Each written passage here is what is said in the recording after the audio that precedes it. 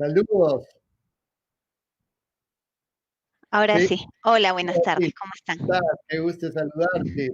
¿Qué tal, Buenas tardes, doctor? ¿cómo ¿Cómo está, está? doctora? ¿Qué tal? Buenas Participado, tardes. tu participación en Muchas este gracias. diplomado, tu importante participación, ¿no? Así es.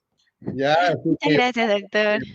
más bien, si tuvieras algún PowerPoint que quieras pasarlo o algo por el estilo, nos los envías o tú Bien.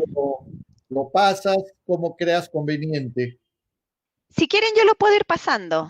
Ah, Yo ya, ya, comparto perfecto. pantalla, como les ha funcionado en ocasiones anteriores. Ya, perfecto. ¿Sí? Una cosita, aparte, ¿podrías remitirlos a nosotros con la finalidad de poderlo dar? Porque Claro. como es un diplomado, te cuento que tenemos que tomarles un examen, ¿no? Ese es un Ya, requisito que siempre el Consejo Nacional de la Magistratura, que ya feneció y hoy día es la Junta Nacional de Justicia, siempre claro. nos requería para.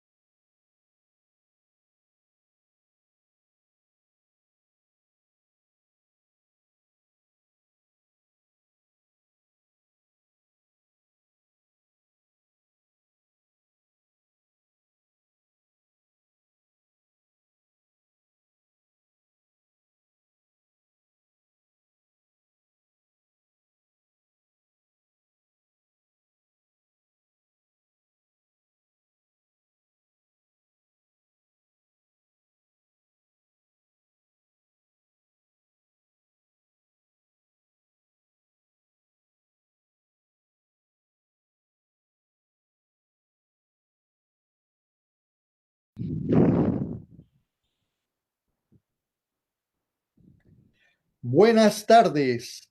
Hoy terminamos este diplomado denominado Derecho del Trabajo y Proceso Laboral en el contexto del COVID-19. Este enemigo invisible ya viene matando a más de 20.000 peruanos, según el gobierno. Otros señalan que el número ascendería a más de 70.000. Es decir, ha matado más peruanos que la infausta Guerra del Pacífico, donde fallecieron más de 20.000 peruanos en 4 años. Por otro lado, anunciamos que en el mes de septiembre próximo vamos a iniciar un nuevo diplomado denominado Derecho Constitucional del Trabajo, a cargo de los mejores maestros constitucionalistas de nuestro medio. Por lo que aconsejo estar muy atentos a la convocatoria, pues la experiencia nos ha enseñado que en este diplomado, a las 3 o 4 horas de convocada, tuvimos que cortar la inscripción, puesto de que se habían anotado más de 2.000 participantes. Y lamentablemente tuvimos que cortar el número y las buenas intenciones de muchos que se quedaron y que no podíamos albergar a tantos, no se pudo realizar con éxito.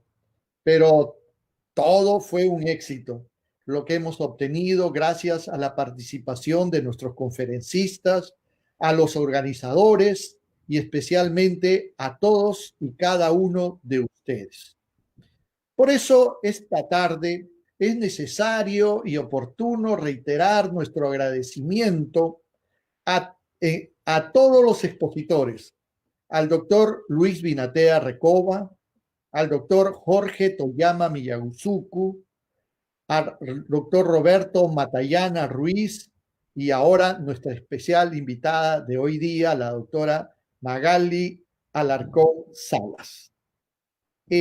También a nuestros organizadores, al doctor Eric Alcócer Gutiérrez, a la doctora Celeste Marcos Zapolín y al doctor Luis Valdión Bedón, que sin su apoyo no hubiéramos podido lograr este éxito que gracias a ustedes lo hemos obtenido para todos ustedes y para el público en general. Pero también dentro de las malas noticias que hemos vivido, ¿no? Les quiero dar una muy buena noticia esta tarde. A nuestros amigos estudiosos del derecho del trabajo y seguridad social les tengo una buena noticia. Hoy, 5 de agosto del 2020, inauguramos nuestro canal en YouTube a fin de compartir todos los grandes conocimientos y secretos del derecho del trabajo y seguridad social. Aquí colgaremos nuestras conferencias y tips que estoy seguro que les servirán a los estudiosos del derecho. Contamos con un gran equipo de personas que en forma desinteresada colaborarán para conseguir nuestras metas. Por eso, desde ya los invito a las personas que se muestren interesadas en estos temas a suscribirse y activar las notificaciones. Bien, pasamos un poco ya a lo nuestro. El día de ayer amanecimos con una noticia un poco discutible, por decirlo menos, con una votación que se daba en el Congreso de la República, que concluía en no otorgarle la confianza al gabinete cateriano. Con lo ya suman 3 grandes crisis que tenemos que arrastrar todos los peruanos. La primera, la situación calamitosa de la economía en el Perú. La segunda, la crisis política que nace de un origen de enfrentamiento sostenido entre los dos poderes del Estado a conocerse entre el Congreso de la República y el Poder Ejecutivo. Y para concluir con el problema sanitario, la pandemia del COVID-19, que no solamente se da en nuestra patria, sino en todo el orbe. Esto último nos ha afectado tremendamente nuestras vidas en el aspecto jurídico, económico, social, sanitario, etc. Por eso es que hemos denominado este tema que va a desarrollar nuestra invitada ¿no? La indemnización por daños y perjuicios, damnus, que significa daño, y el sufijo isare, que significa convertir, que en definitiva se refería en la anulación del daño causado. Es decir, producido el daño, se repara al límite, como si no hubiera existido. A esto lo llamamos ad integrum. En materia laboral existen varios tipos de indemnizaciones que establece nuestra legislación, solamente para señalarlos puntualmente. La primera podríamos tener como la indemnización por despido arbitrario, que se otorga al trabajador despedido sin causa justa una vez superado el periodo de prueba. Ello equivale a un sueldo y medio por cada año de servicios o un sueldo y medio por meses faltantes para que concluya el contrato en caso de contratos a plazo fijo. En ambos casos, con un tope máximo de 12 remuneraciones mensuales. También tenemos la indemnización por daños y perjuicios, que se otorgan en el caso en que el trabajador es despedido en forma fraudulenta o incausada. También tenemos la indemnización por daño moral, que consiste en la aflicción sufrida por el trabajador y su deterioro de imagen. Asimismo, también tenemos la indemnización por lucro cesante, que incluye el pago de los beneficios que el trabajador dejó de percibir por haber sido despedido. El lucro cesante no necesariamente es equivalente a las remuneraciones caídas, es decir, a las remuneraciones dejadas de percibir, sino que debe tratarse con un monto razonable y adecuado. Asimismo, puede ser disminuido en caso se verifique que realizó otras actividades remunerativas y son incompatibles con las que haya cobrado la indemnización por despido arbitrario. También tenemos la indemnización por daño emergente, que se refiere a los gastos producidos como consecuencia inmediata de la realización del hecho dañoso.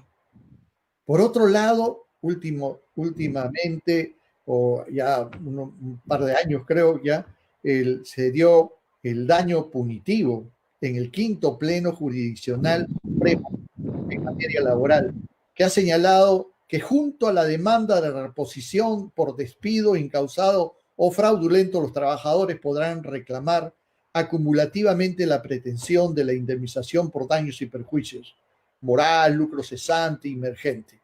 Anteriormente se tenía que demandar primero la reposición y luego la indemnización, nunca juntas.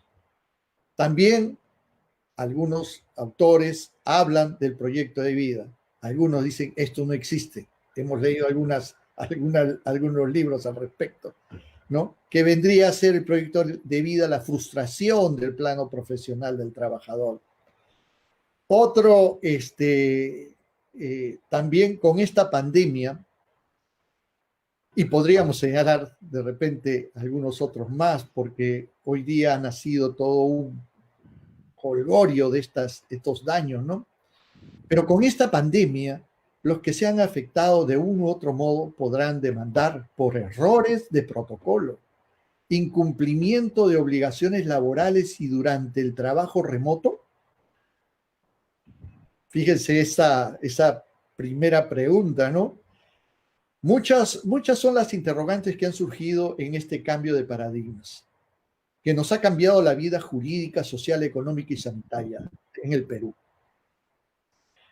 En España, por ejemplo, miles de trabajadores y algunos organismos sindicales han interpuesto una serie de innumerables demandas judiciales y denuncias penales contra el gobierno de turno por las consecuencias desastrosas del COVID-19, principalmente por los errores de protocolo que se debían cumplir con el COVID-19. También por la tardía atención y retrasados tratamientos, por errores de diagnóstico, por carecer de respiradores o por no haber obtenido la posibilidad de ingresar a una unidad de cuidados intensivos. O los que, no siendo posible su tratamiento en centro público, no se haya derivado a un centro hospitalario apropiado y que tenían la capacidad de atención. También aquellos funcionarios que obligaron a los trabajadores a asistir a su centro de trabajo y sufrieron el contagio. La reclamación contra las funerarias por incumplimiento de sus servicios en cuanto a errores de identificación de los fallecidos, desaparecidos, retrasos injustificados en sus servicios, etc. Finalmente, la falta de información o información falsa aportada a los pacientes y sus familiares en sus diagnósticos, tratamientos, posibles riesgos de contagio, etc. Como podrán apreciar, mis queridos amigos, se ha abierto un nuevo abanico de derechos que pueden ser cuestionados de una u otra forma en el debate jurídico dentro de un proceso, que dependerá en todo caso de la actuación probatoria. Por lo que ello nos ha obligado a invitar a profesionales para que nos ayuden a comprender estos y otros problemas que se pueden suscitar con la aparición del COVID-19. Por ello, nuestra invitada del día de hoy resulta ser la doctora Magali Alarcón Salas, quien es abogada de la Pontificia Universidad Católica del Perú y máster en Dirección de Recursos Humanos por EAE Business School y la Universidad Politécnica de Cataluña, en Barcelona, España. Cuenta además con estudios de especialización en la gestión de recursos humanos en Centrum y en la Universidad Complutense de Madrid. Docente en el curso de Legislación y Normativa Laboral y Negociación Colectiva de la Universidad Pacífico. Docente en Procesos Laborales y Comunicación Jurídica Eficaz en la Pontificia Universidad Católica del Perú. Su práctica profesional la concentra en la asesoría legal en materia laboral, gestión de las relaciones laborales y procesos laborales. Es socia principal del estudio Binatea y Toyama, a quien recibimos con todo agrado y le invitamos a desarrollar el tema demandas de daños y perjuicios, nuevos reclamos y carga probatoria. Bienvenida, doctora Magali Alarcón, y muchas gracias por su participación. Muchas gracias, doctor Yangali, por la excelente introducción que nos ha dado del tema que trataremos el día de hoy.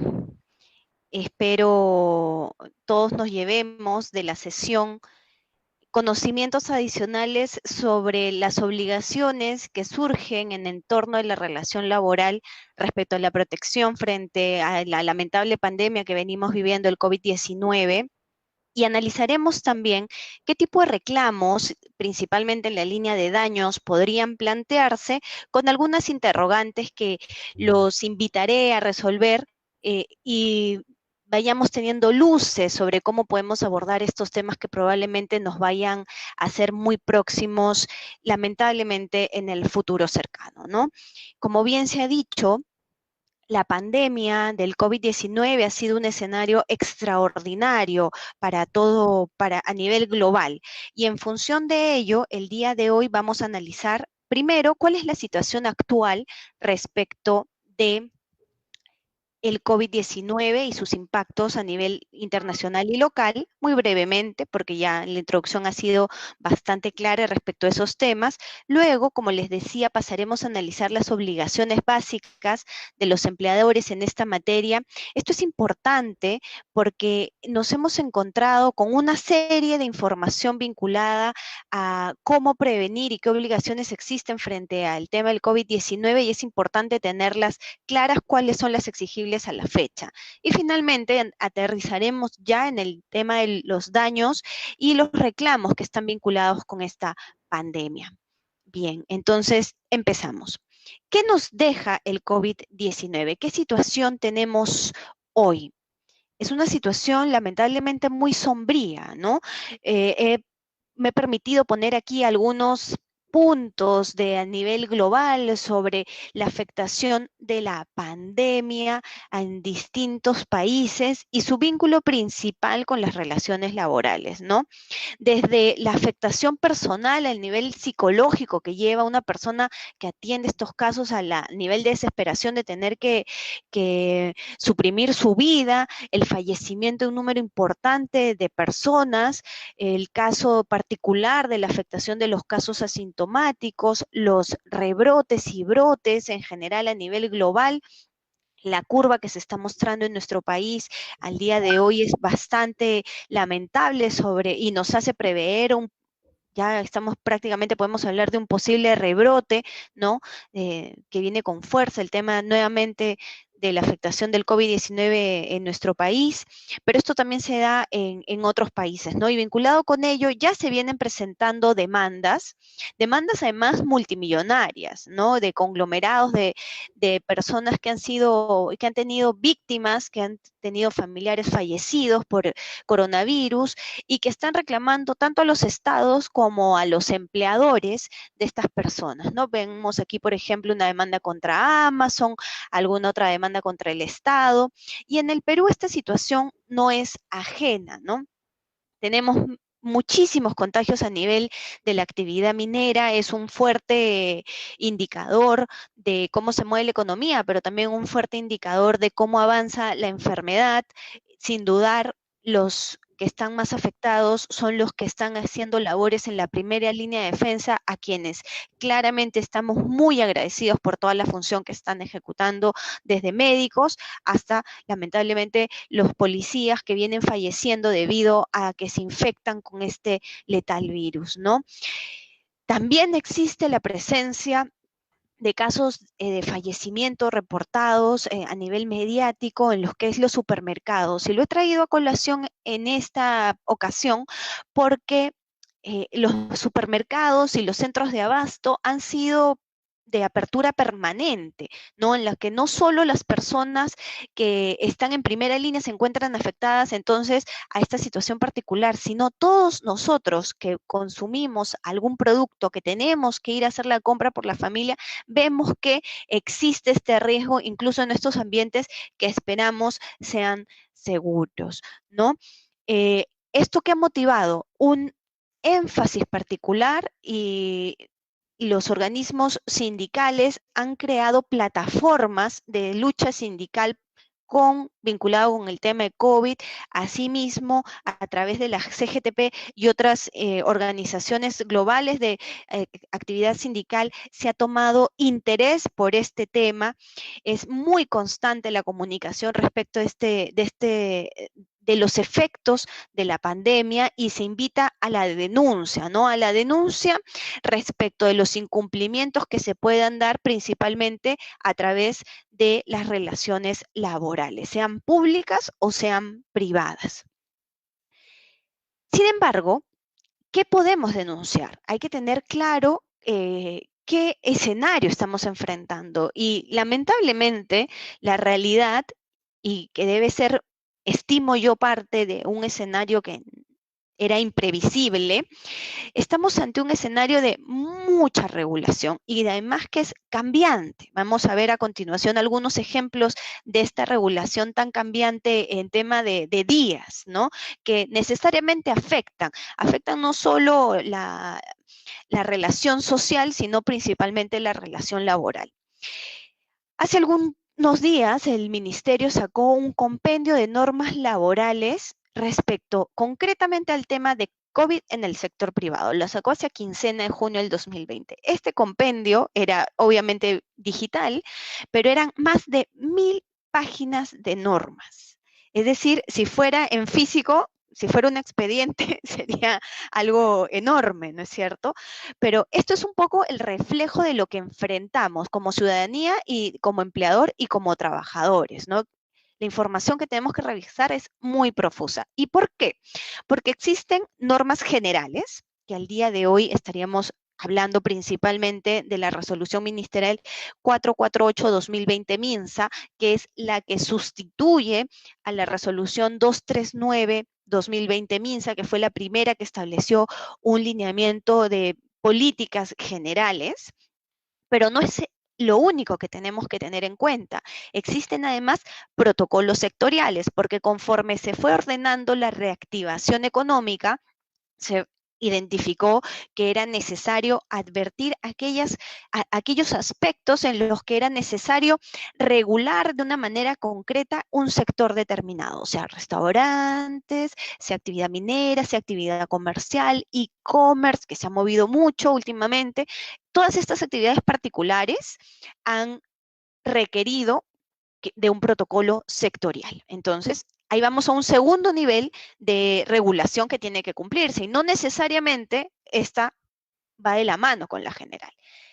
Pero también tenemos ordenanzas municipales y regionales en las cuales, por ejemplo, se nos indica que si bien a nivel de la norma general sanitaria establece a quienes hay que pasar por una prueba molecular o serológica, es decir, prueba rápida, en las ordenanzas regionales municipales, algunos municipios solicitan que estas pruebas se ejecuten de forma uniforme para todo el personal con independencia del riesgo que puedan tener frente a la propagación del COVID-19, ¿no? De la COVID-19. Entonces encontramos nuevamente que existe que existe una contradicción a la que se suman también las propias directivas del Ministerio de Trabajo y del MINSA, y finalmente también se suman los protocolos de SUNAFIL que tienen interpretaciones particulares respecto de las normas generales sectoriales, ¿no? Entonces, en este aspecto es importante tener en cuenta que existe mucha contradicción y entonces esto nos dificulta la aplicación de una regulación certera.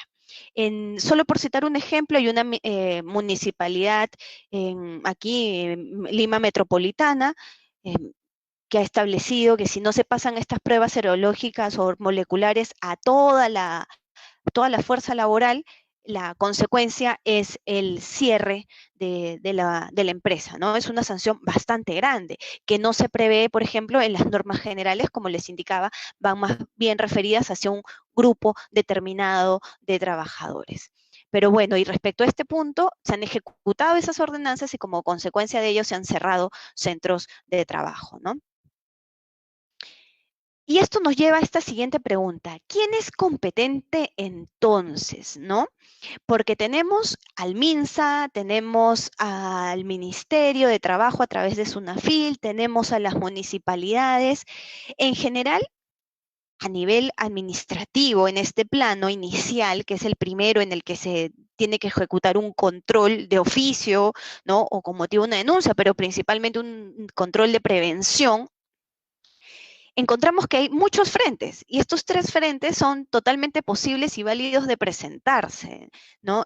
Lo cual no suma realmente en la definición del nivel de prevención que es exigible.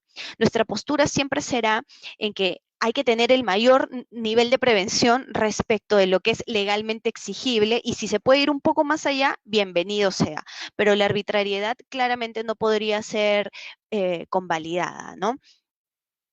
Y aquí me refiero, acá he traído, y por eso les decía que íbamos a ver gráficamente inclusive las contradicciones en los temas de la regulación sobre COVID-19, ¿no?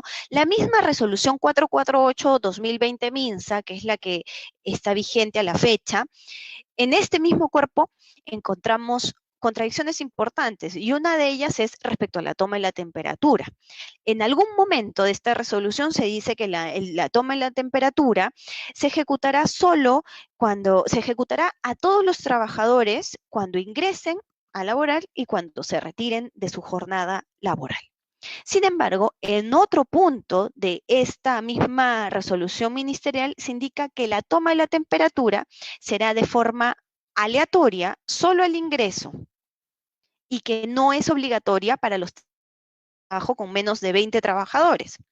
Entonces, si yo soy un centro de trabajo con 19 trabajadores, podría alegar, bueno, la resolución ministerial me indica que mi toma de temperatura puede ser aleatorio y en función de ello, cuando venga alguien a verificar o en caso esté ante un reclamo, podría yo decir que precisamente no estaba obligado a hacer un control permanente de todos los trabajadores de ingreso y salida, porque soy menor de 20 y porque la norma expresamente me lo indica. Particularmente esta contradicción podría ser salvada por el mayor nivel de prevención, ¿no? El, hay que centrarnos además en base, si bien hay una contradicción, hay que buscarle darle una respuesta. Y como insisto, el nivel de prevención puede darnos esa respuesta y por tanto sería exigible a la empresa que tenga menos de 20 trabajadores que ejecute un control de toma de temperatura diaria al ingreso y a la salida a todo aquel personal que ingrese a sus instalaciones. Recordemos además que en este aspecto la resolución del MINSA establece una calificación particular para quien es trabajador, ¿no? Y señala expresamente que esta calificación particular será válida única y exclusivamente para esta regulación puntual de de la COVID-19. Y bajo esta regulación puntual, lo que nos dice la resolución ministerial 448-2020 MINSA es que la obligación de prevención respecto de los trabajadores es entendida de forma extensa en el término de trabajador, con lo cual no es solo trabajador a quien yo tengo que resguardar el que está en mi planilla o aquel tercero que tiene algún vínculo conmigo, imaginemos un locador de servicios o un practicante. No, o en esta lógica de la resolución 448-2020 MINSA, es trabajador también aquella persona que es destacada a mi centro de trabajo a través de un contrato de intermediación. Por ejemplo, un contrato de tercerización. Aquella persona que ingrese de forma recurrente también la puedo considerar como trabajador. Inclusive esta norma, si bien no lo establece como trabajadores, ya saliendo un poco este aspecto, establece que toda aquella persona, cliente, proveedor que tenga que ingresar a alguno de mis centros de trabajo, centros que yo controlo, tengo pues que vigilar respecto de ellos también la propagación que se evite la propagación del COVID y tengo obligaciones que tengo que ejecutar en forma global. Entonces, si bien existe una contradicción en este punto concreto en la resolución ministerial 448-2020, creemos que es válido darle una respuesta en virtud del principio de prevención, ¿no? Que es finalmente lo que motiva la emisión de una norma concreta y de ejecución obligatoria. Y llamo su atención hacia la diapositiva de la mano derecha, hacia las figuras de la mano derecha, ¿no? Para ejemplificar el grado máximo de la contradicción que vivimos desde marzo hasta la fecha respecto a la normativa. En un momento se nos dijo que el uso de guantes iba a ser obligatorio para acudir a ciertos establecimientos. Al día siguiente o 2 días máximo después, esta norma fue cambiada. Fue cambiada y se dijo que en verdad no era obligatorio el uso de guantes y finalmente hasta el día de hoy no es obligatorio el tema de los guantes, ¿no? Pero ustedes pueden ver, incluso les he traído aquí la misma foto que está reportada en distintos medios, pero respecto a la misma noticia, de uso de guantes y no uso de guantes. ¿Y esto qué nos deja de ver de fondo, no? Que finalmente nos encontramos dando respuesta inmediata y tratando de hacer la mejor política de prevención, pero sobre la marcha. Y finalmente pueden salir cosas que son perfectibles. Y en función de ello es totalmente válido que si bien aunque no nos guste, ¿no? Es totalmente válido que si bien en algún momento se determinó que el uso de guantes era la medida idónea para la prevención y luego con mayores estudios se haya determinado que ello no era una regulación correcta, como en algún momento fue esta salida en función de género, bueno, que se tomen las cartas en el asunto y se establezca una regulación más concreta sobre el tema. Nosotros esperamos que en la línea de lo que hemos visto previamente, normativo general, normativo sectorial, ordenanzas, directivas y protocolos, se siga una misma línea, no se vaya alineando todo hacia la normativa general, que es principalmente aquella que ha sido creada por el Ejecutivo con un ánimo de protección bastante extenso y que busca precisamente una protección equitativa en los distintos sectores de la economía, ¿no? Entonces, con esto quería traer con ustedes qué tipo de reclamos podrían plantearse en este escenario post-COVID. Un post-COVID aún vigente, ¿no? deberíamos decir, en pleno COVID. Nadie pensó que esto podría durar tanto, pero lamentablemente es lo que estamos viviendo. Y como bien nos dijo el doctor Gino Yangali al inicio, el COVID ha afectado distintos aspectos en nuestra vida y entre ellos ha afectado también la economía. Y esta afectación en la economía ha llevado a la toma de ciertas decisiones empresariales que vienen de la mano con algunas disposiciones gubernamentales habilitadoras, como es por ejemplo el caso de la suspensión perfecta, que ha sido materia de análisis en este mismo módulo, ¿no? Pero estas decisiones económicas han tenido también impacto en las relaciones laborales y por ende existirá un consecuente impacto en el tipo de reclamos que se van a plantear respecto de ello. Así, vemos que, por ejemplo, se van a reclamar pago de beneficios sociales, muy probablemente. Han existido muchísimas empresas que han dejado de cancelar beneficios sociales, que han dejado de pagar incluso remuneraciones, no solo por suspensión perfecta, sino incluso ante la no existencia de una suspensión perfecta o una suspensión perfecta cuestionada, ¿no? Se han dado ceses, un número importante de desvinculaciones, con lo cual las demandas de reposición es muy probable que se estén presentando en los próximos días, considerando que los plazos ya se han levantado para la interposición de reclamos judiciales, ¿no? Remuneraciones también, porque hay pactos de reducción de remuneraciones. Estos pactos podrían haber sido establecidos a una fecha determinada, podrían haber sido establecidos a una fecha más larga y en tanto se está reactivando la economía y en tanto yo pueda sentir que se me está afectando de forma arbitraria, yo podría finalmente reclamar este mayor pago que el día de hoy no estoy recibiendo, ¿no? Ojo, lo estamos planteando como reclamo. No necesariamente se refiere a que todos estos reclamos deban ser fundados, pero sí evidencian que va a existir un mayor conflicto respecto a estos temas, ¿no? Un punto crucial y muy importante, las condiciones de trabajo y el tema de la seguridad y salud. No solo, ojo, respecto de la prevención del COVID, sino también, como han visto en las sesiones anteriores, respecto del trabajo remoto, ¿no? Hace algunos días se indicó que el trabajo remoto, conforme está concebido para COVID, iba a ser ampliado hasta julio del 2021. Bueno, esa norma se quedó un poco en el tintero, precisamente por la no ratificación del Consejo, del Consejo de los Ministros y por tanto aún no sabemos qué puede pasar con este trabajo remoto. Pero el trabajo remoto viene unido también de obligaciones no solo laborales, de respeto de jornadas, de no presión en general, sino también de obligaciones de seguridad y salud en el trabajo, ¿no? Los procesos de cambio, estas reorganizaciones empresariales que han motivado cambio de funciones, cambio de puestos, el cambio propio en la forma que se presta el servicio, pueden ser también un foco de conflicto al no estar yo de acuerdo con la nueva posición que se me ha sido asignada. El incumplimiento de los convenios colectivos probablemente también sea un foco de reclamo, atendiendo a la falta de ingresos por parte de las empresas que lleve a no cumplir los convenios. Quizás acá podamos sumar también el tema de la impugnación de laudos arbitrales, ¿no? Porque en este escenario habrá que ver cómo se van moviendo los actores en las negociaciones colectivas, si es que las negociaciones colectivas van a poder llegar a un buen puerto y en tanto sea ese el escenario, no habrán pues un número importante de laudos que luego seguramente van a ser impugnados porque ya partimos de la existencia de un conflicto.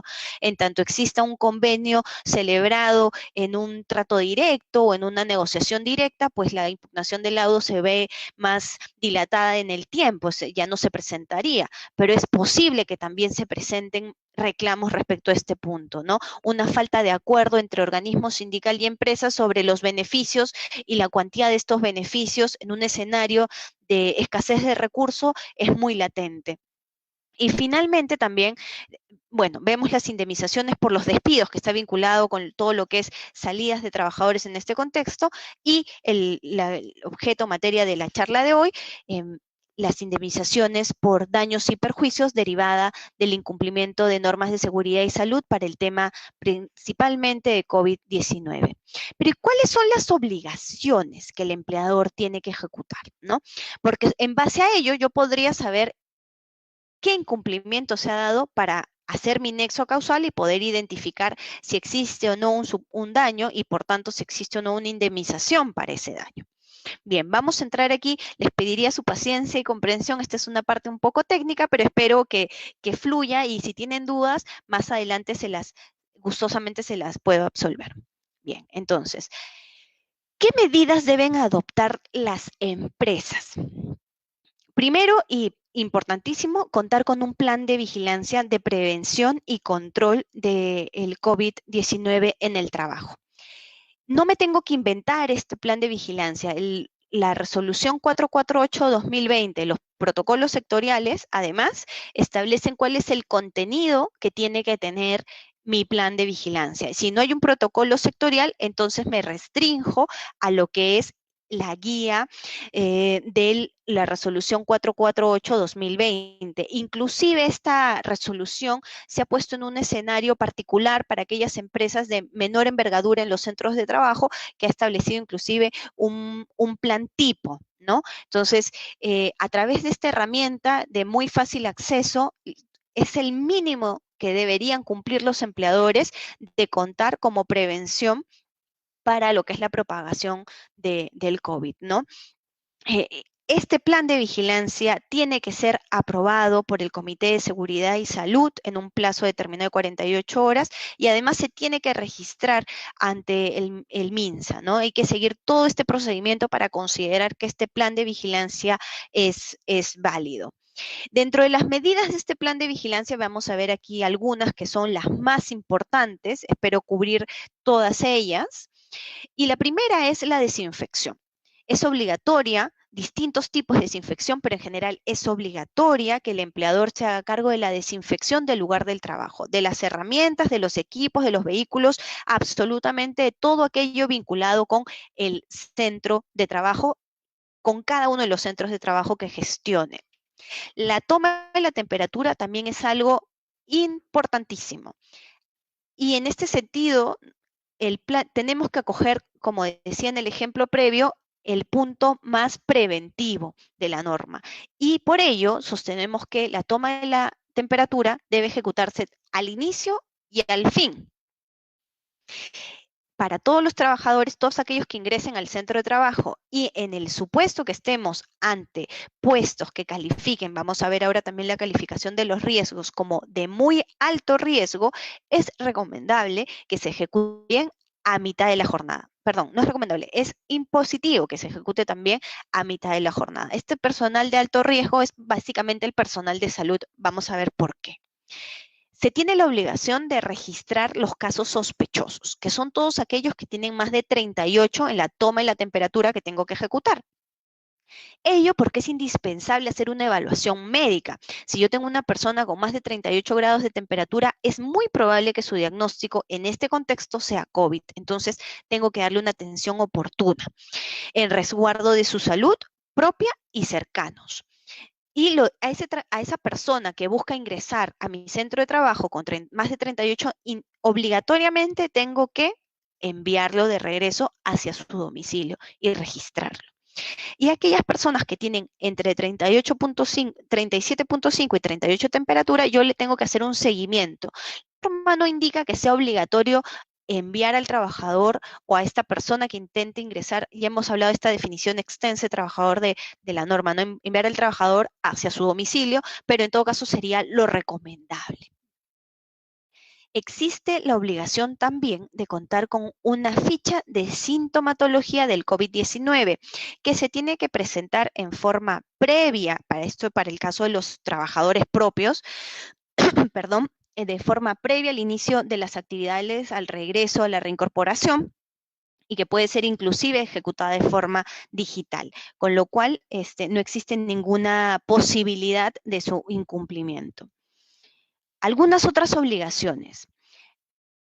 Ya les había adelantado esta obligación y está vinculada con la toma de las pruebas serológicas o moleculares. En general, la toma de pruebas es obligatoria para los que califiquen como riesgo alto o muy alto. Para esos dos colectivos es obligatorio. Sin embargo, dado que estamos hablando de un tema de salud, el médico ocupacional, el sistema de salud ocupacional de la organización, de la empresa, del empleador, puede determinar que también es necesario que los trabajadores de un riesgo medio o bajo pasen por estas pruebas. Eso ya depende de la opinión médica. En esta regulación hay mucha responsabilidad del médico ocupacional. Vamos a ver que existen diferentes responsables de los temas del cumplimiento de las medidas de seguridad y prevención frente al COVID, ¿no?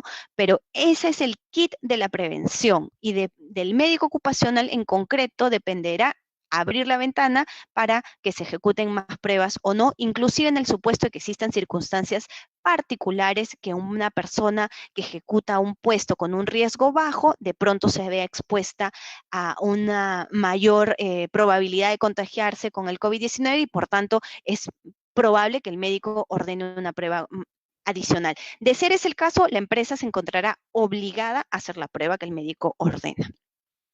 La empresa también tiene como, el empleador tiene también como obligación la sanción por el uso inadecuado de los EPPs.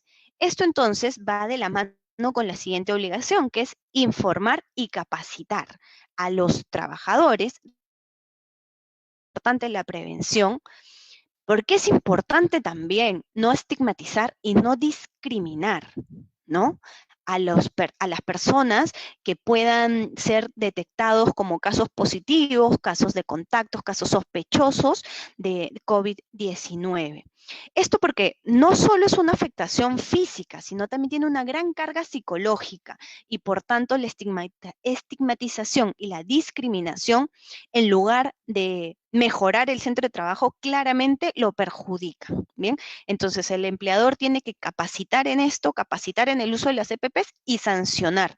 Debe sancionar principalmente el uso inadecuado de EPPs. Inclusive en los supuestos de casos positivos hay una obligación respecto al entorno cercano, que lo vamos a ver también más adelante.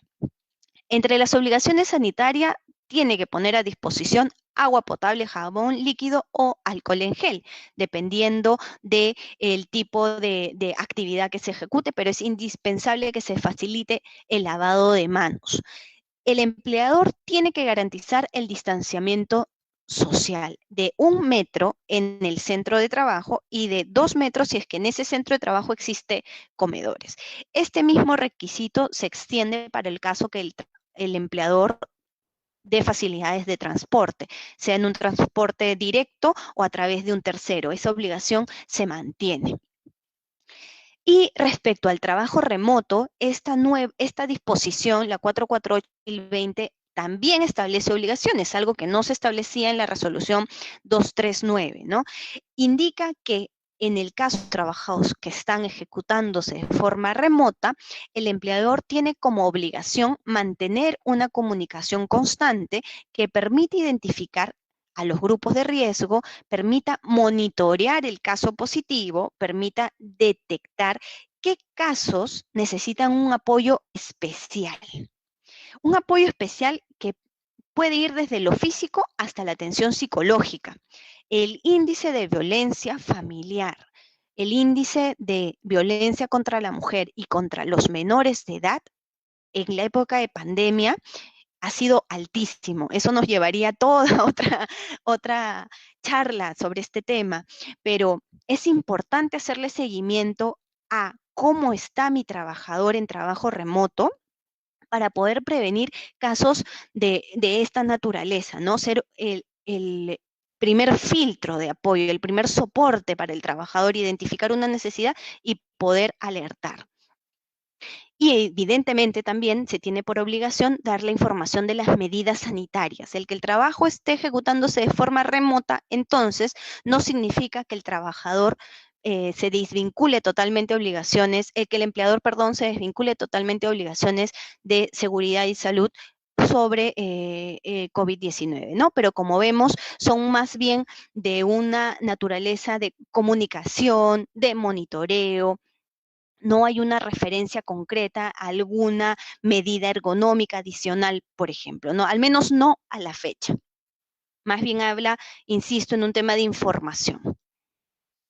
Otras obligaciones, hay algunas ya específicas respecto a ciertos casos y colectivos, ¿no? Primero, si hay en el caso se presente fiebre, en caso se presenten síntomas de COVID-19, entonces si yo hago como empleador un tamizaje por mi cuenta, tengo que informar, porque esto permite tener una estadística, esperamos, más certera de los casos que se van reportando. Y esto viene de la mano con la obligación de informar a la autoridad de salud sobre el caso sospechoso y el caso diagnosticado de COVID a través de un sistema que es el sistema conocido como SIS COVID-19.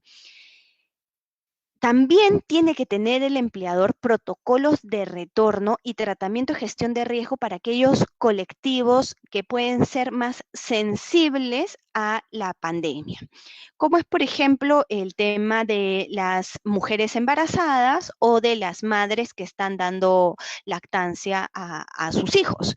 Este colectivo tiene un tratamiento especial y en el caso de ellas se recomienda primero que las mujeres embarazadas, por ejemplo, no dilaten la toma del descanso pre y postnatal hacia el postnatal, sino que más bien efectivamente lo partan.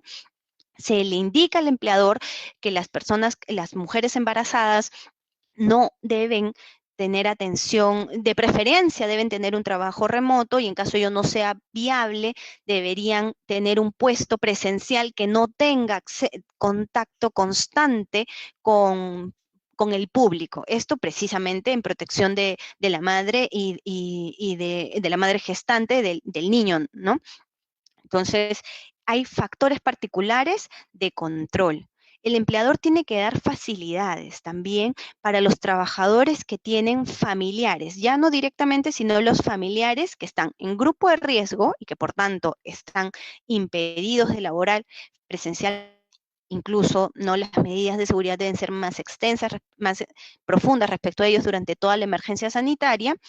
Y también aquí quiero tratar con ustedes un punto muy importante que es sobre el profesional de salud, médico o enfermero, ¿no?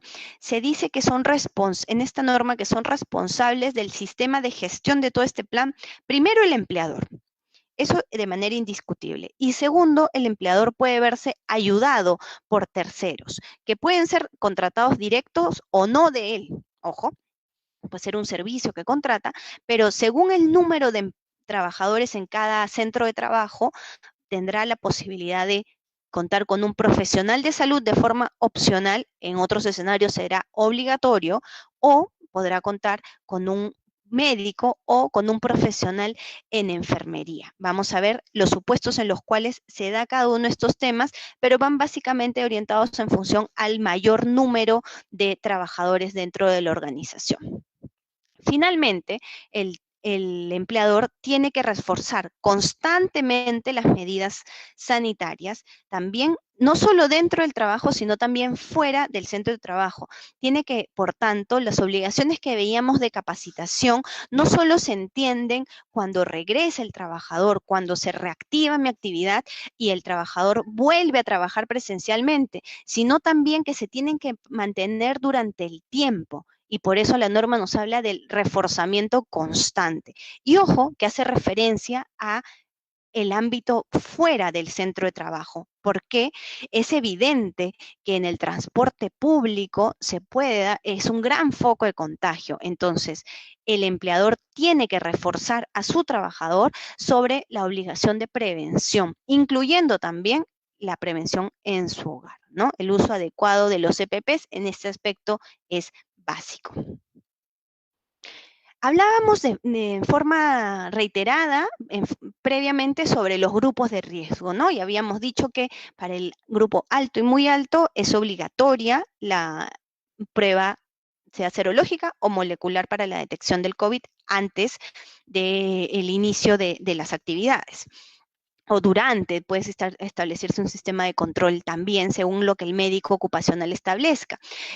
Es importante saber quiénes están dentro de esta categoría.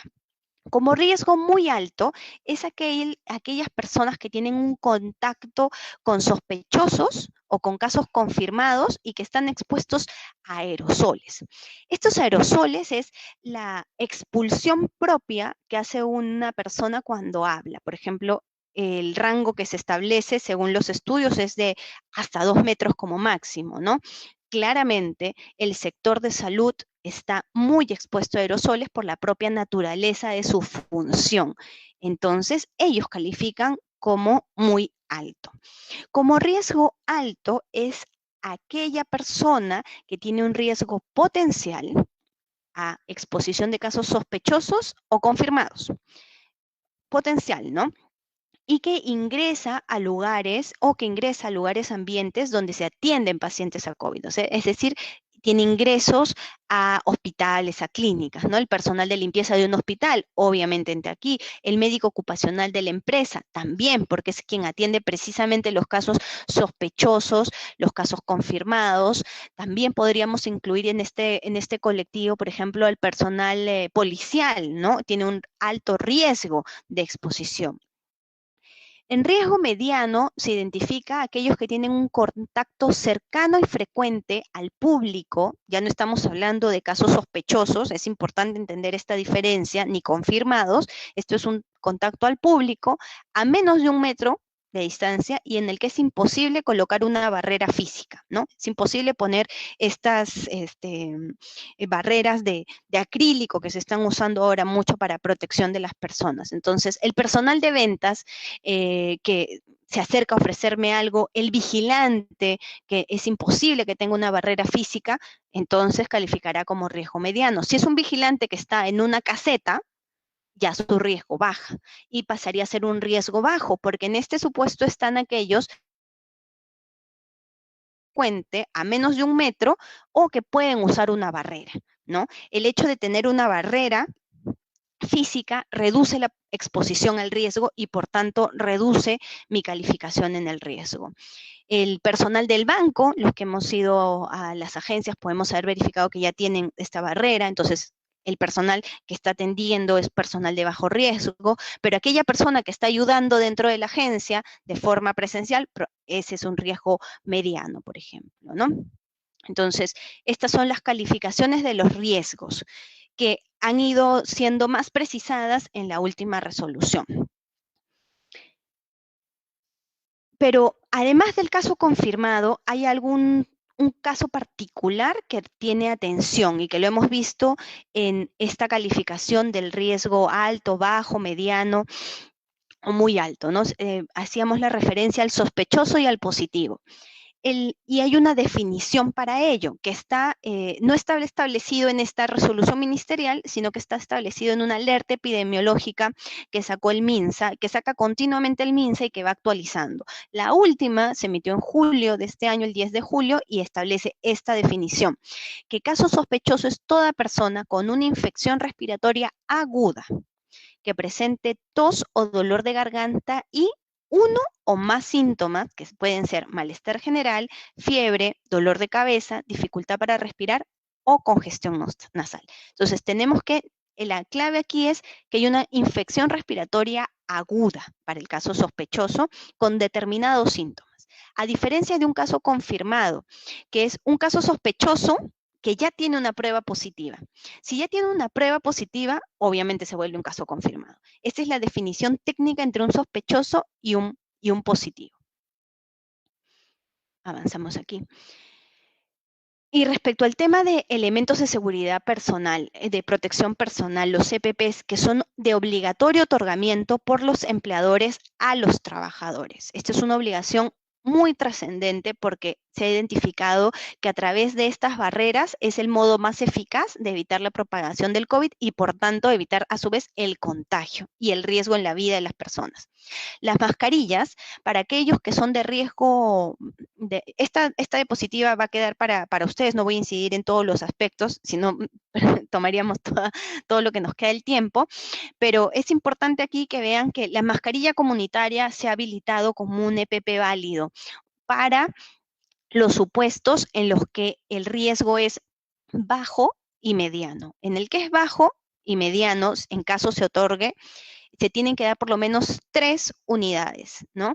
Para que el trabajador tenga la posibilidad de hacer un recambio constante y mantenerla en adecuado estado. Y además, se le debe dar, si el riesgo es mediano y se le da al trabajador una mascarilla comunitaria, es obligatorio darle una careta facial. Cuando estos trabajadores, por algún motivo, se exponen a un riesgo mayor, obviamente la mascarilla y la careta no van a ser suficientes. Y es por eso que en este caso ustedes van a identificar que el cuadro habla de circunstancial, porque estos implementos de seguridad, las gafas de protección, un respirador con mayor cobertura, con mayor protección, de mayor grado de protección, se requerirán cuando el trabajador pase a un nivel alto o muy alto, ¿no? Dependiendo la ejecución de la labor concreta. Si entonces el empleador tiene un trabajador que califica como riesgo bajo, pero lo expone a un riesgo alto y no le da el EPP adecuado, entonces habrá una responsabilidad de la cual tendremos que analizar, ¿no? Entonces es importante saber los EPPs que son necesarios. También aquí un punto, se dice que en la norma que hay que dar 3 mascarillas diariamente. Obviamente esto es para la comunitaria, porque la mascarilla quirúrgica tiene un tiempo de duración, lo mismo que, que las mascarillas de mayor protección como la N95. Entonces, yo no podría darle una mascarilla quirúrgica para una semana, tendría que darle una mascarilla quirúrgica por cada día de trabajo, porque dura no más de 8 horas, ¿no? En el caso de las N95 me parece que la duración es 3, 4 días máximo, entonces cada 3, 4 días tendría que cambiar la mascarilla individual del trabajador.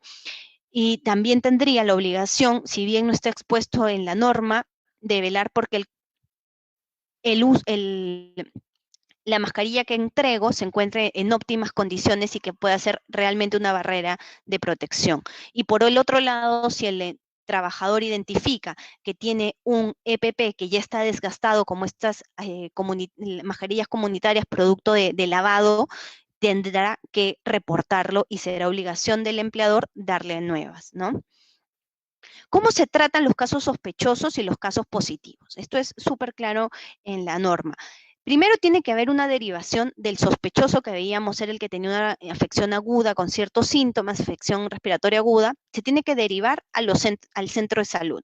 Se tiene que pasar por una evaluación del responsable de seguridad y salud para que se identifique qué contactos puede haber tenido, qué trabajadores pueden haber estado en contacto con este caso sospechoso, con este caso positivo.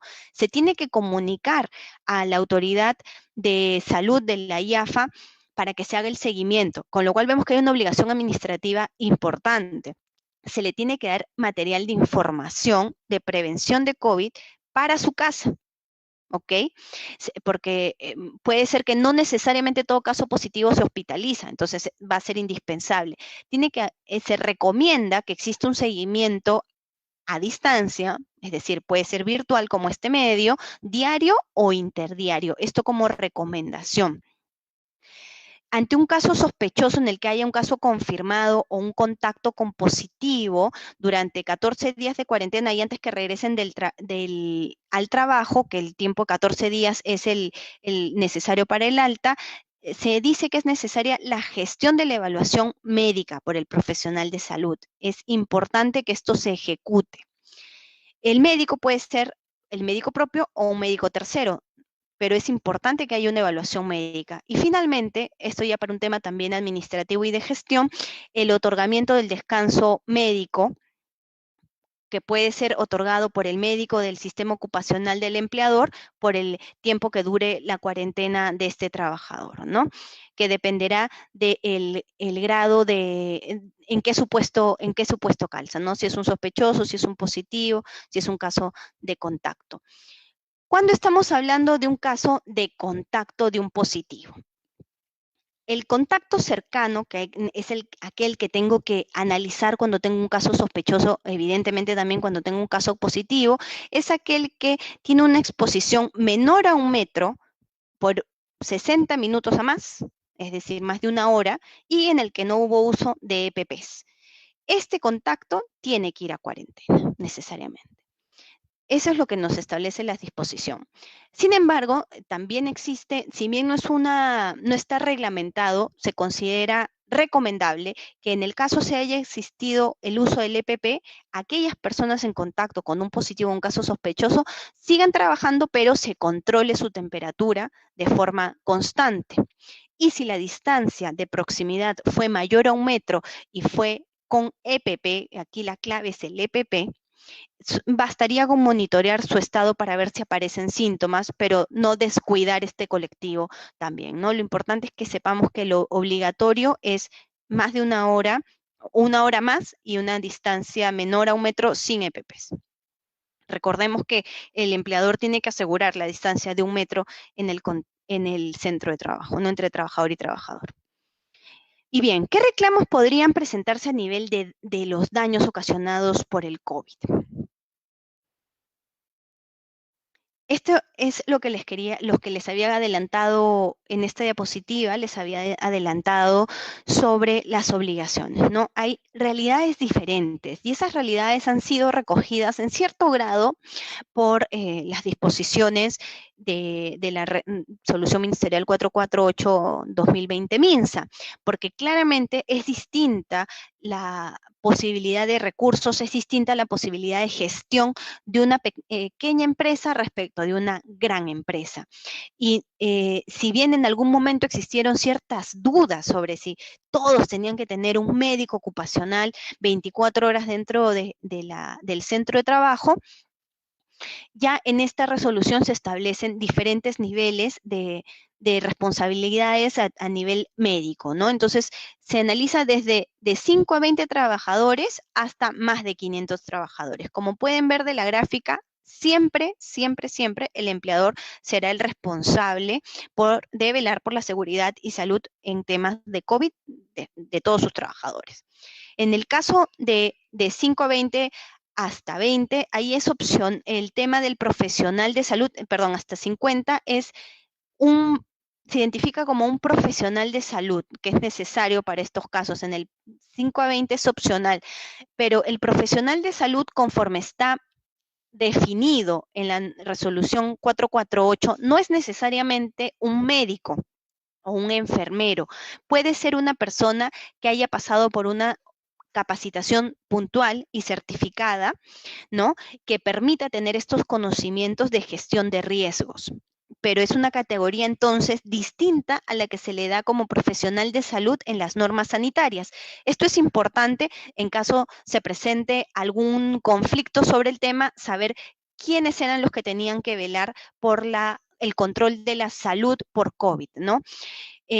Porque se podría entender que el profesional de salud, por la nomenclatura, se hace referencia a alguien de estudios de medicina, y no es la realidad de esta disposición. Ya cuando estamos ante una organización de más de 50 trabajadores, ya los requisitos se van haciendo más exhaustivos a nivel de profesionales con estudios médicos, ¿no? Y en este supuesto ya es necesario contar con un profesional licenciado en enfermería. Cuando estamos ya ante un supuesto de más de 100 trabajadores a más de 500, ya es adicionalmente necesario contar también al licenciado en enfermería con médicos ocupacionales, ¿no? Y aquí estamos hablando propiamente de médicos. ¿Y cómo vienen los daños a nivel de seguridad y salud? ¿Qué temas de daño podría plantearse derivado de estas obligaciones que hemos repasado, ¿no? Que son las que tienen que cumplir los empleadores. Primero, y lo veíamos en nuestra primera diapositiva, inclusive en el caso de la enfermera italiana, ¿no? No solo es la muerte, lamentable muerte, ¿no? No solo es el contagio, sino también nos existe una responsabilidad, entendemos, que podría plantearse en ese sentido, por un daño moral en los servidores de la salud, ¿no? La carga emocional que está afectando este grupo concreto de profesionales es muy elevada, ¿no? Entonces, creemos que podrían plantearse también daños por este concepto. Obviamente, el contagio es indiscutible si es que existe algún vínculo y finalmente la muerte del trabajador. Esto es el escenario que veíamos más latente en el extranjero, ¿no? Este tipo de reclamos.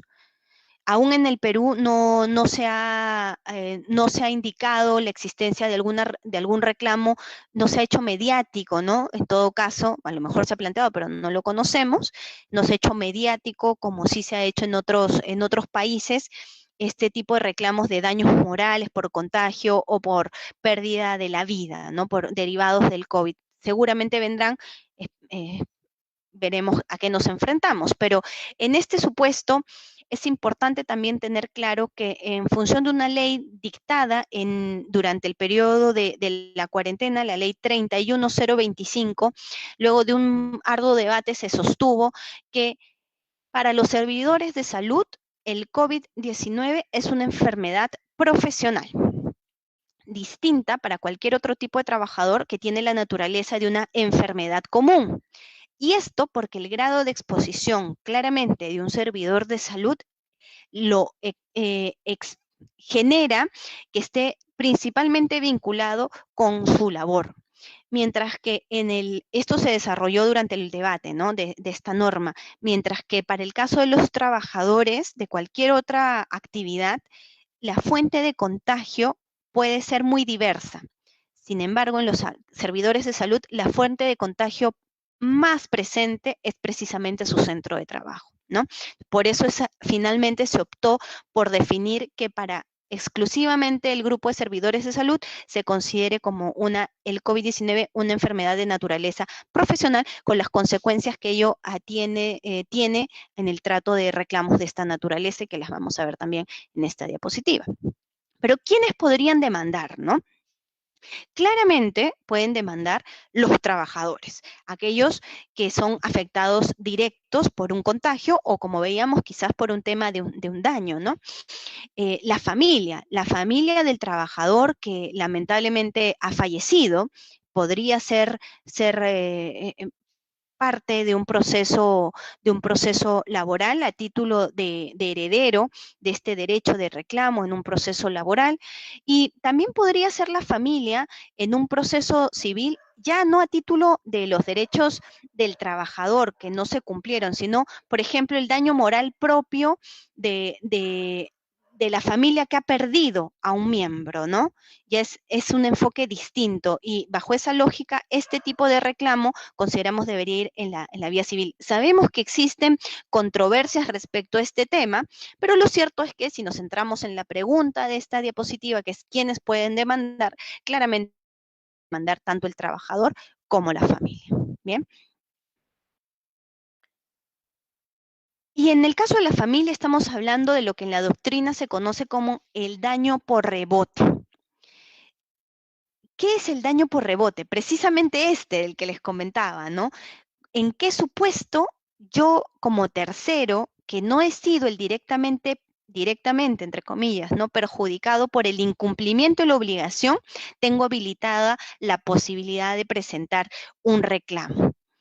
Y aquí surgen estas preguntas que he traído en esta ocasión para conversarlas y un poco planteárselas, porque no tienen una respuesta única y uniforme, es lo cierto.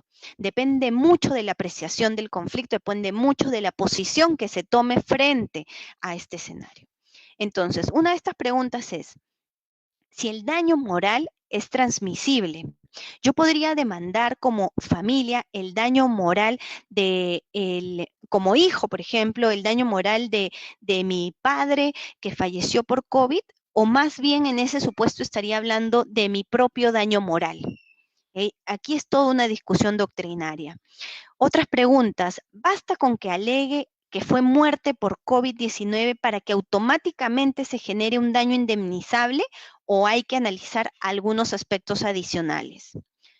Particularmente considero que existen argumentos adicionales que se deben analizar y es por eso que en esta discusión de si se consideraba el COVID como una COVID-19 a la COVID-19 como una enfermedad profesional o no, se estableció que para los que no son trabajadores de salud es una enfermedad común. Entonces habrá cierta carga probatoria distinta en cada grupo.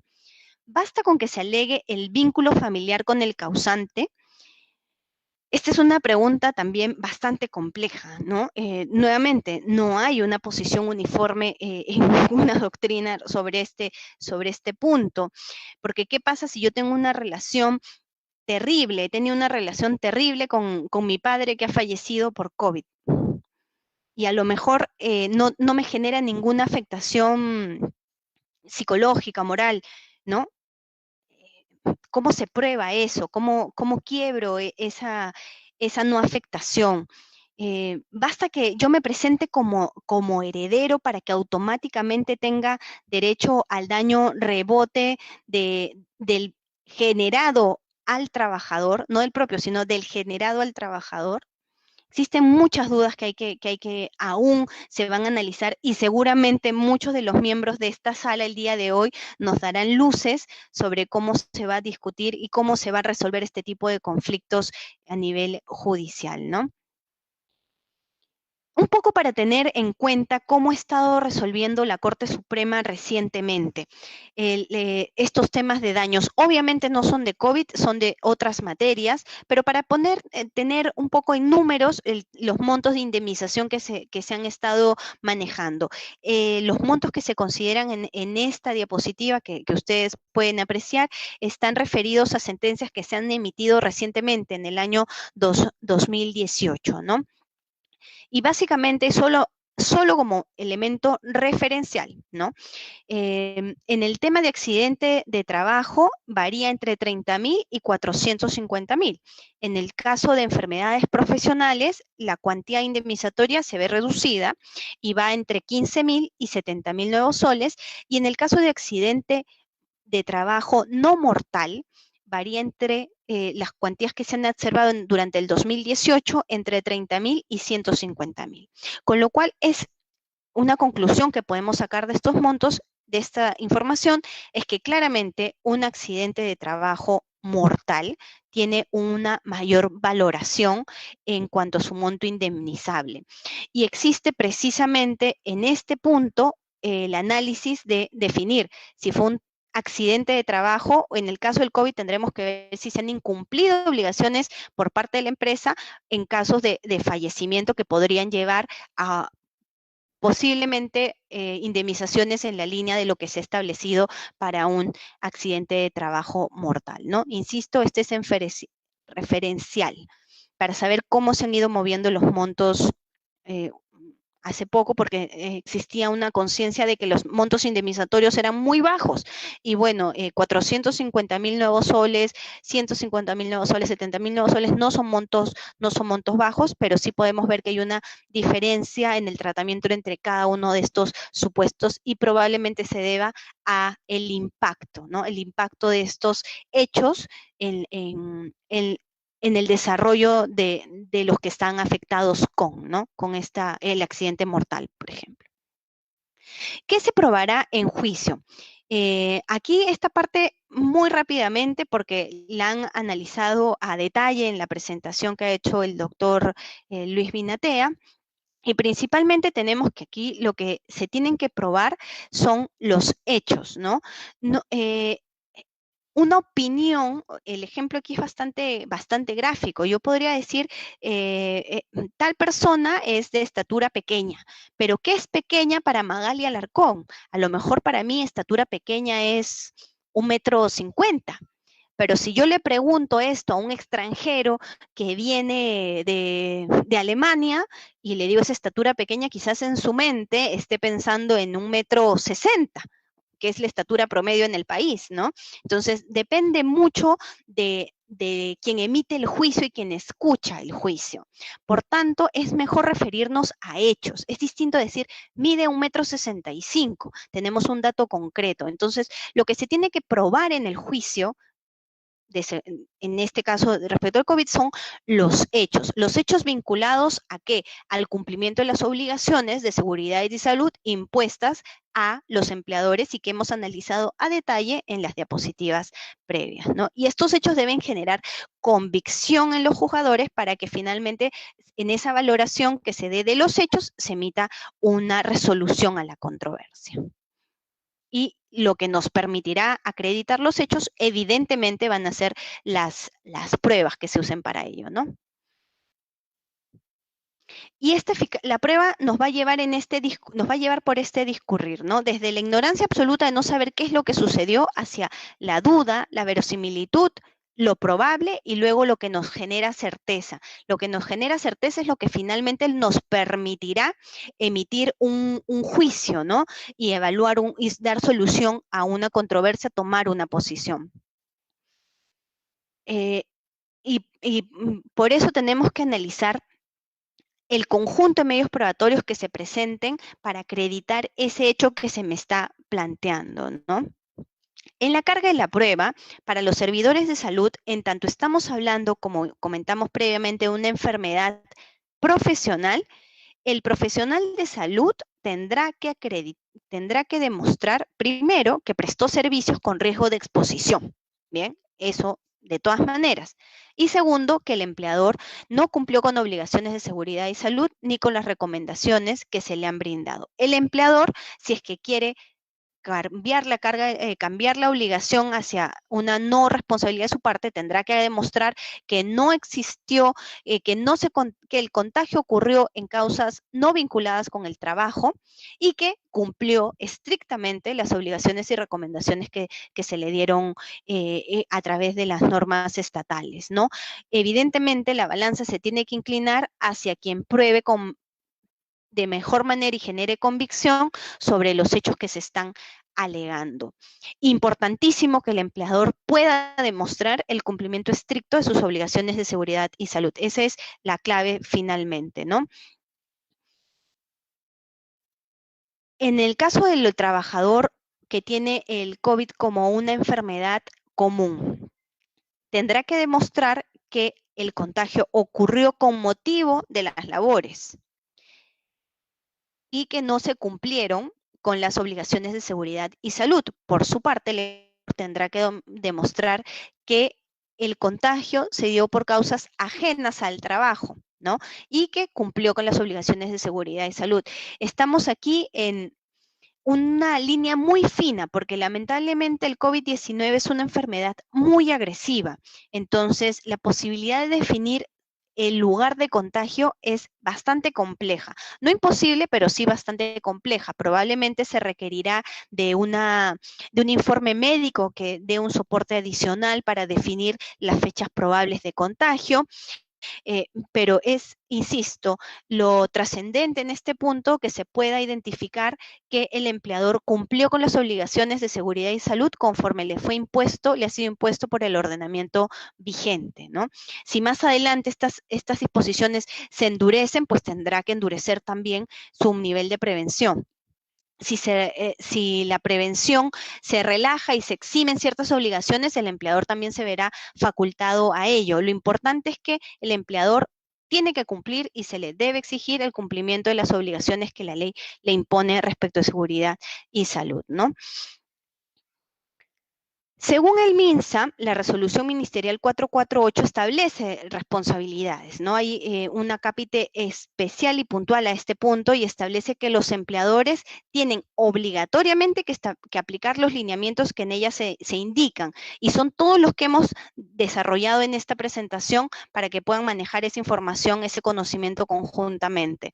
Además, tienen que elaborar el plan que ya hemos visto, tiene que tener muchos puntos expresos respecto al centro de trabajo como el tratamiento fuera del centro de trabajo. Y en el caso de los trabajadores, ellos están obligados a cumplir Eso es muy importante porque acá hay una responsabilidad además social, ¿no?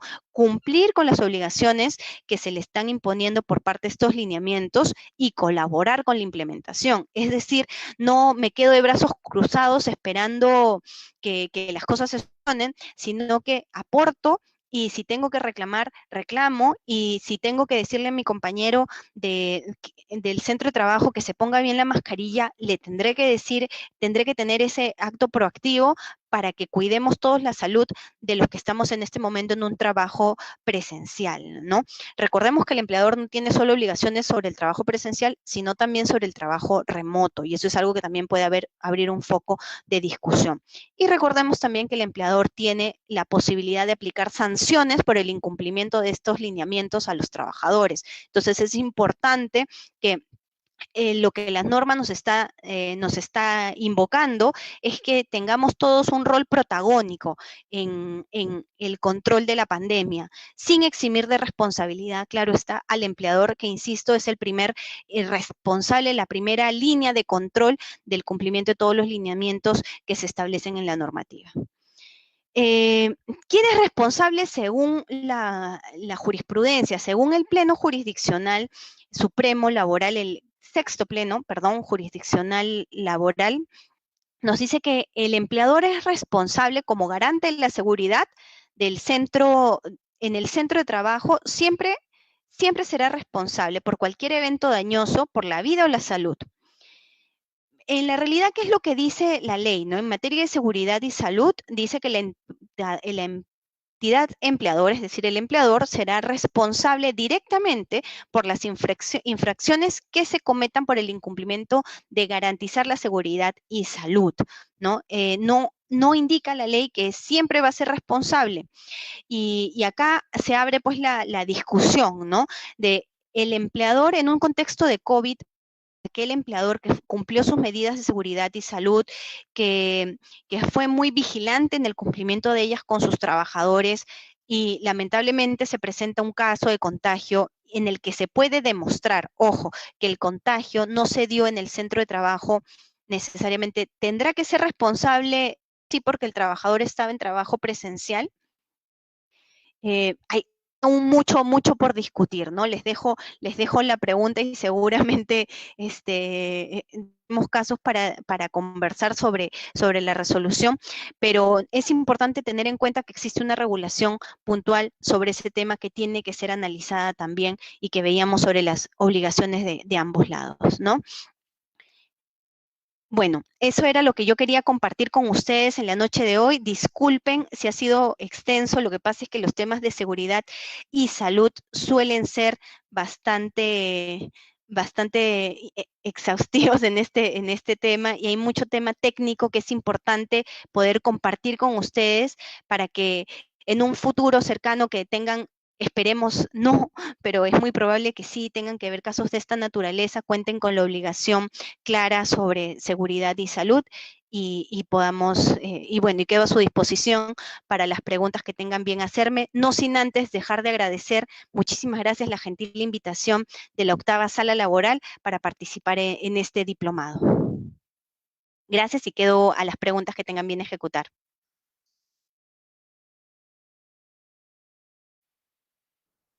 Perdón, muchas gracias, doctora Magali Alarcón, por su excelente disertación en su tema demandas de daños y perjuicios, nuevos reclamos y carga probatoria. A nombre de la Comisión de Capacitación del Derecho del Trabajo y Seguridad Social de la Corte Superior de Justicia de Lima, nuestro agradecimiento por su importante aporte. Doctora Alarcón, oportunamente le haremos llegar un diploma online, ya que todo se encuentra de moda ahora online, ya no hay nada físico, que está de acuerdo a los momentos actuales en señal de agradecimiento de nuestra Corte. Ahora pasaremos a proponerle algunas preguntas y ponerle su conocimiento de las inquietudes de nuestros participantes a efecto de que se sirva a resolverlas si así se considera conveniente. La doctora Celeste Matos Zapolín, relatora de la octava Sala Laboral de Lima, Sala de la Oralidad, dará lectura a las preguntas. Muchas gracias. Muchas gracias. Buenas noches con todos, buenas noches, doctora Alarcón. Primero agradecerle a nombre de todos los trabajadores judiciales por su excelente disertación. Nos hemos quedado muy satisfechos con toda la información que nos ha brindado. Bueno, así también hay muchas dudas y muchas interrogantes por parte de los que están suscritos en este diplomado y voy a empezar con la lectura de ellos. La primera pregunta es, ¿los nuevos criterios de riesgo, edad, peso, enfermedad crónica puede ser objeto de una ruptura del nexo causal en materia, en materia indemnizatoria? A ver, la norma se establecen grupo de riesgo y factores de riesgo. Y esos colectivos tienen un especial tratamiento, ¿no? En esa línea, me parece que la pregunta está orientada hacia la desvinculación unilateral, no sería viable, no hay una protección especial de estos colectivos. Correcto. Doctora, la segunda pregunta es, ¿se puede admitir,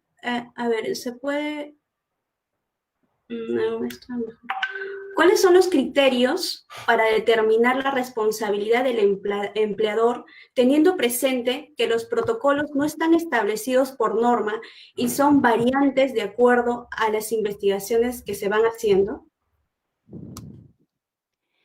Sí, lamentablemente no hay un criterio definido, escrito en blanco y negro. Lo que tenemos son estos lineamientos generales de la Resolución Ministerial 448-2020 y los sectoriales que pueden darnos una línea de las obligaciones que tiene que ejecutar el empleador en protección de la seguridad y salud en temas de COVID, ¿no? Pero no hay un criterio cierto y como bien indica la pregunta, el escenario que estamos enfrentando es tan cambiante, ¿no? Que nos lleva a movernos con ese escenario, ¿no? Por eso yo insistía en que a hoy las obligaciones son las de la 448 y los sectoriales, pero puede ser que mañana se cambien estas disposiciones en función de consideraciones médicas que establezcan una mayor protección o al contrario la relajen y entonces habrá que analizar en ese momento qué tipo de obligaciones tiene el empleador para poder definir su responsabilidad. Pero criterios escritos de responsabilidad como tales no existen. Doctora, la siguiente pregunta es, ¿la ley que califica una enfermedad profesional solamente a los trabajadores de la salud no puede afectar el derecho a la igualdad y no discriminación? Bien, a ver, el derecho a la igualdad está definido, incluso hay muchísimas sentencias sobre ese tema a nivel constitucional, sobre que no todos si bien todos somos trabajadores, no todos tenemos las idénticas consideraciones. En el caso concreto de los trabajadores de salud, se estableció que ellos estaban expuestos a un mayor riesgo. Y eso es entendible y razonable, que es el parámetro que nos permite de la jurisprudencia y también de la doctrina para que dos personas no se traten de forma igual, ¿no? Que dos trabajadores en este caso tengan una protección diferenciada. Ese parámetro de razonabilidad es el que nos permite concluir que en efecto un trabajador de salud está naturalmente con mayor exposición a contraer el COVID y por tanto, en ese supuesto suena razonable y suena válido que para ese colectivo se considere una enfermedad profesional distinto a cualquier otro trabajador cuya exposición necesariamente es menor, ¿no? Doctora, no habría ninguna afectación no habría un supuesto discriminatorio por la norma. Correcto. Doctora, la siguiente pregunta es, ¿se puede admitir una acción indemnizatoria en los casos que los trabajadores se accidenten dentro del ejercicio del trabajo remoto? A ver, acá habría que ver qué tipo de accidente estamos hablando, ¿no? Yo, de hecho, el otro día escribí sobre este tema de la seguridad y salud en el trabajo remoto porque no está definida, ¿no? Habla de recomendaciones en seguridad y salud, pero no hay una definición clara.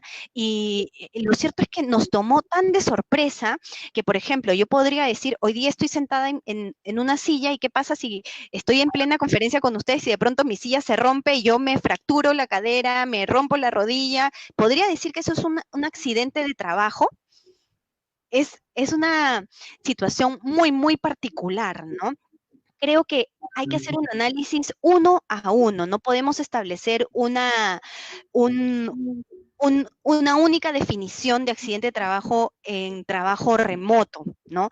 Inclusive a nivel de responsabilidades frente al COVID, si veíamos que las obligaciones de seguridad y salud están más orientadas hacia mantener la comunicación, mantener la seguridad emocional del trabajador. No hablan tampoco la norma de obligaciones de ergonomía, que era lo que les decía, ¿no? Entonces, en este escenario creo que lo importante es analizar caso por caso para ver la vinculación necesaria con el tipo de trabajo que se está ejecutando, ¿no? Doctora, otra pregunta es si el empleador tiene un trabajador con contrato de obra de un mes y al día siguiente de terminado el contrato, el trabajador se hace la prueba rápida y sale positivo, ¿el empleador tendría responsabilidad del COVID?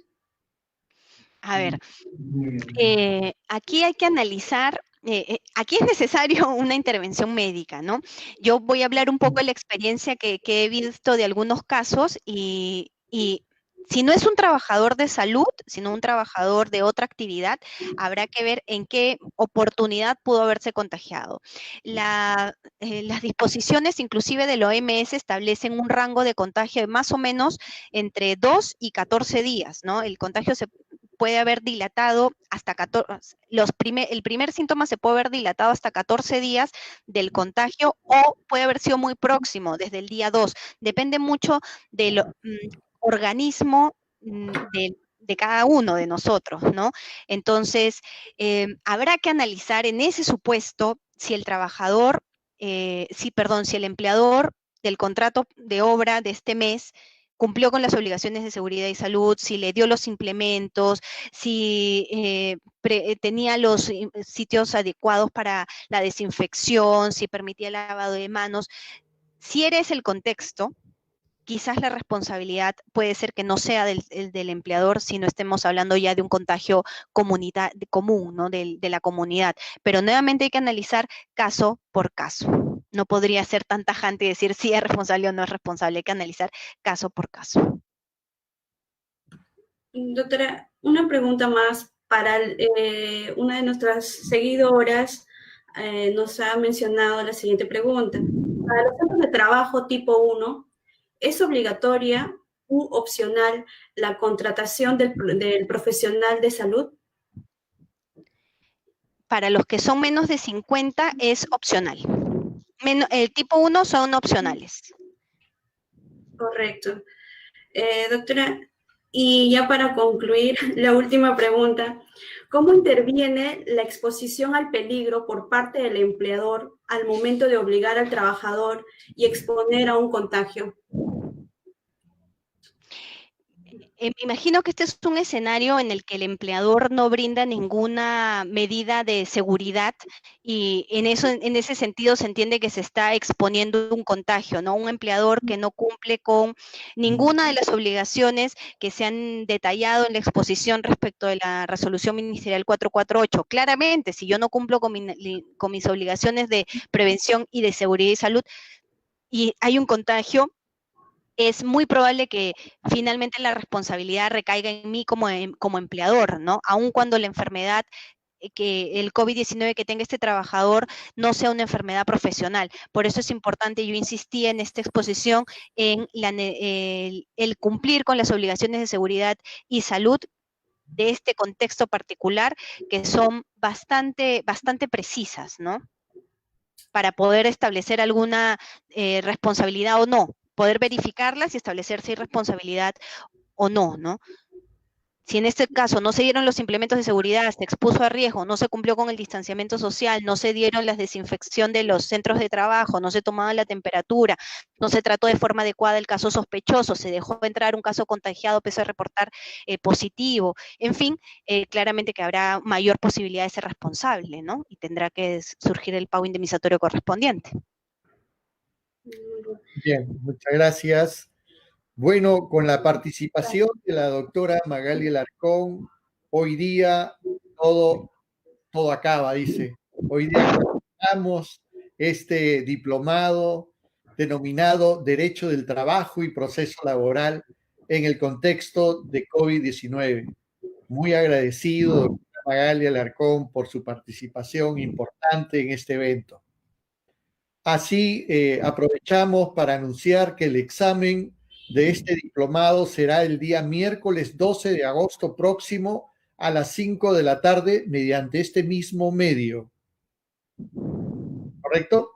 Nuevamente anunciamos que en el mes de septiembre próximo vamos a iniciar el nuevo diplomado denominado Derecho Constitucional del Trabajo, a cargo de los mejores maestros constitucionalistas de nuestro medio, por lo que aconsejo estar muy atentos a la convocatoria, pues la experiencia nos ha enseñado que en este diplomado, a las 3 o 4 horas que soltamos la convocatoria, ya habían casi 2.000 inscritos y lamentablemente el espacio de inscritos eran 150.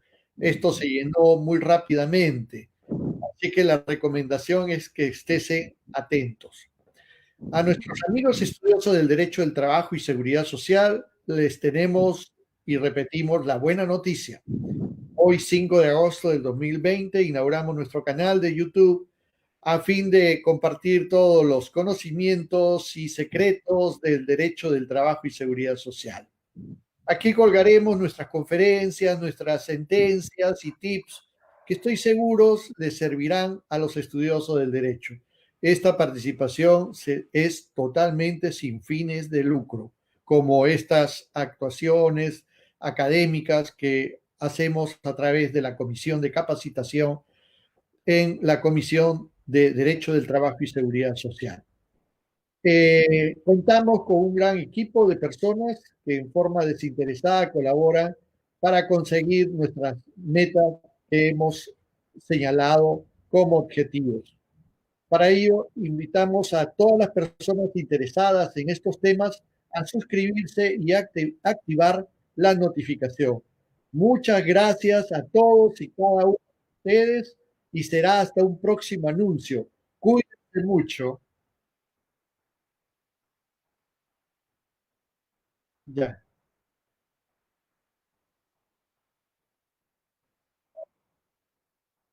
Vamos